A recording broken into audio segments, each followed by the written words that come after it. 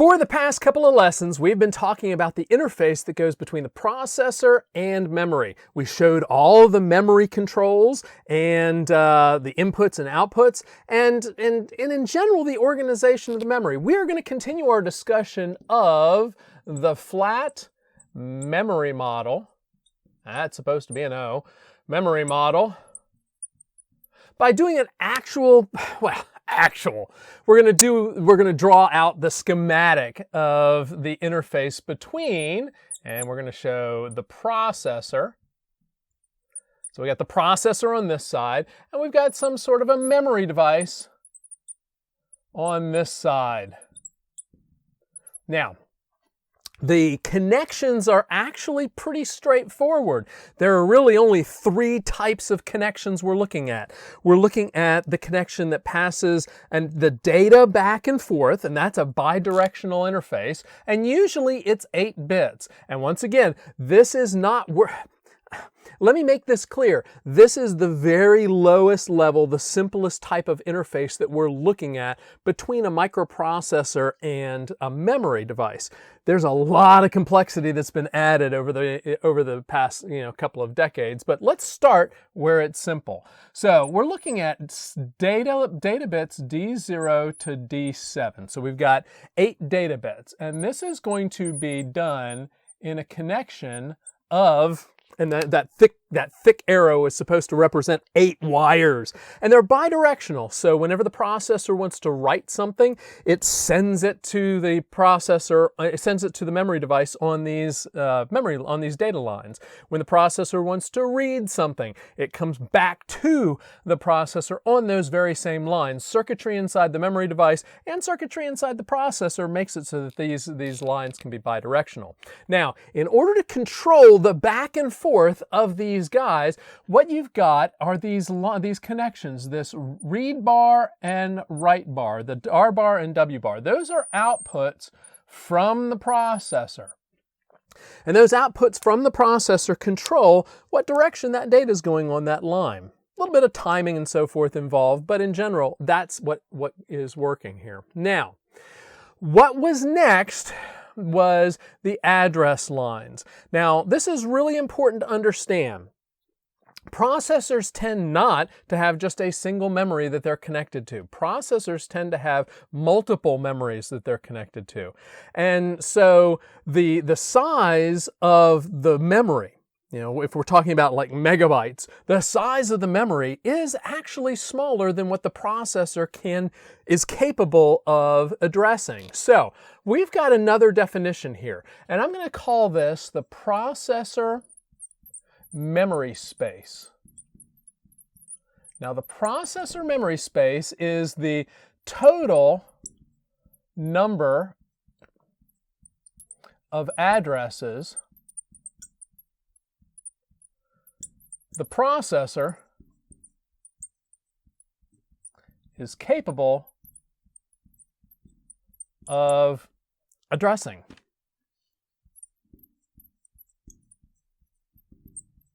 Sort of encroaching on my physical space here with that definition, but you get the idea. So, and it's actually a pretty easy number to calculate. For example, if I've got coming out of the processor little n address lines, that means its address space is 2 to the n, equal to the total number of possible patterns of 1s and 0s that those n address lines can show, right? Okay, so let's come back over to our drawing here. I'm going to just start out, I'm going to say a sub 0, a sub 1, and I'm going to come down to, I'm just going to make up a number. This is not like anything in stone or anything, but I'm going to just make up a number. How about a sub 19? All right, and those address lines are going to go to a sub 0, a sub 1, all the way down to a sub 19 on the memory device, all right? Now, something that is important to see here is we have now defined the size of our memory, because the memory is only capable of getting, well, when we go from a sub 0 to a19, it's only capable of 2 to the 20th different addresses, different patterns of ones and zeros on those address lines. So what you're looking at is the number of address lines coming into the memory device tells us how big a memory that is. So we know that this device right here, the size of this memory device is 2 to the 20th, because I've got address lines a sub 0 down to a sub 19. Since we start counting at 0, we've got 20. Now, 2 to the 20th, in general, we refer to that as 1 meg. All right? Now, let's take a look at the processor side, because the processor is going to have more address lines than just a sub 0 to a sub 19. In fact, let's just go ahead and say we've got a sub 20, a sub 21, a sub 22, and a sub 23. Okay, we've got 4 additional lines. Now, what do we do with those? Well, we can't just leave them floating, because what would happen is that if we just left them floated, not connected to the memory device or not controlling the memory device in any way, what would happen is that if these were 0, 0, 0, 0, if all 4 of them were 0, then we would, as we counted up with bits A0 through A19, we would actually count from 0 all the way up to 1 meg, and it would go through all the addresses of the memory device. Now, when we went from the condition where these 20 bits are all 1s and incremented it by 1, A20 would go to a 1. A21, 22, and 23 would still be 0.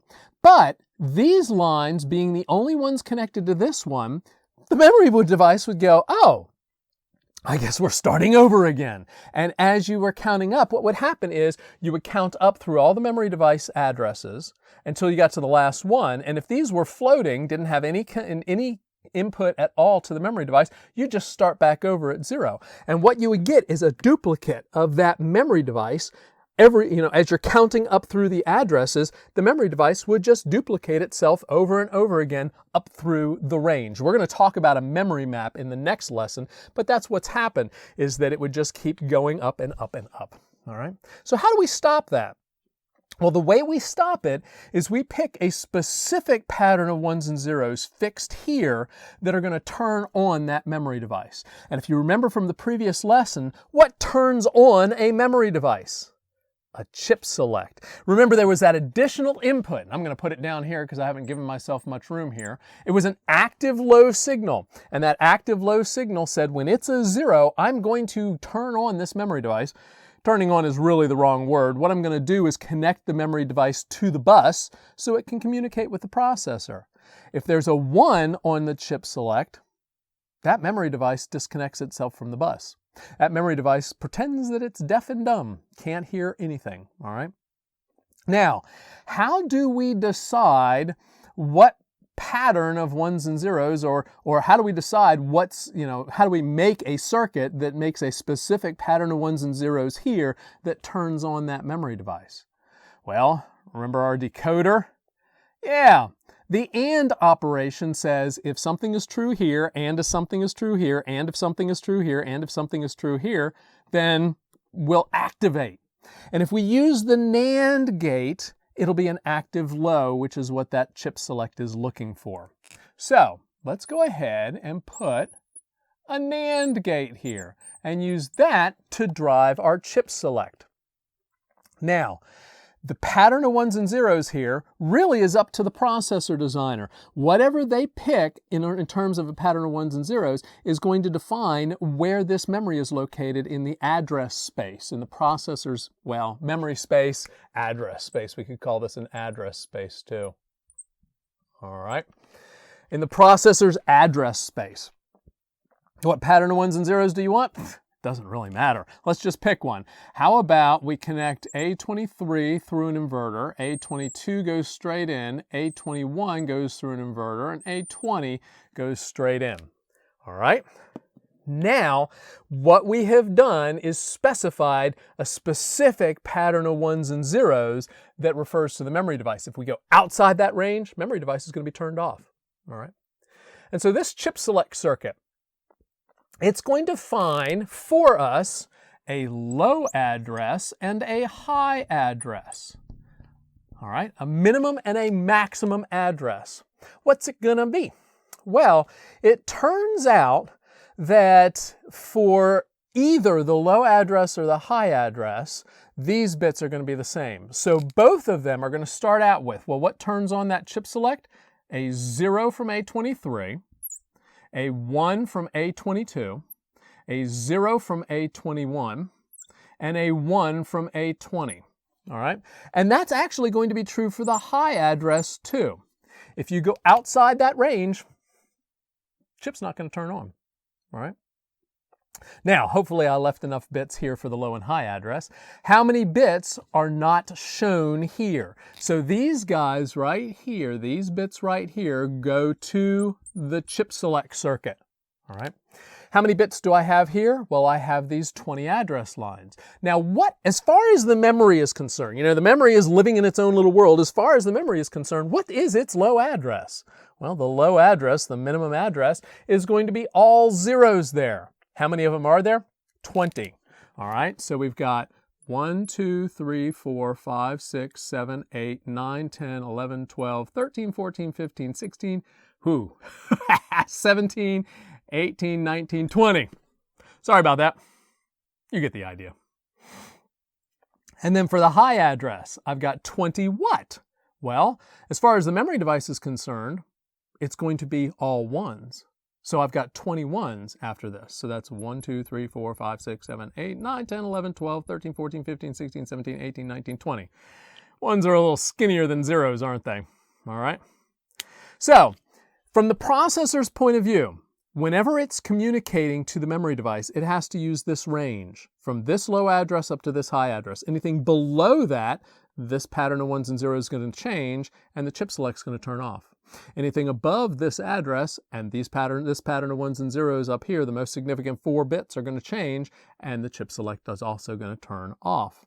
Now we can do this in hexadecimal. Let's see. And if you remember from our lesson on hexadecimal, you start on the right-hand side and break it into your nibbles. So 1, 2, 3, 4, 1, 2, 3, 4, 1, 2, 3, 4, 1, 2, 3, 4, 1, 2, 3, 4. So what we've got is 5, 0, 0, 0, 0, 0 hexadecimal. So there is our minimum, the minimum address. Any address written below that, chip select's going to turn off. And look at our high address. So we start on our right-hand side. We chop this into, or partition this into nibbles. And you've got 0x, this is a 5, and then the rest of these guys are Fs. All right? And there you go. A quick introduction into figuring out the range of our memory device based on the chip select. Without the chip select, once again, if we don't have the chip select, that memory device is just going to appear over and over again in all different places. What you want to do is just focus it in one spot on your memory range, one spot in your memory address space. And this chip select, the circuitry right there, will show where that occurs.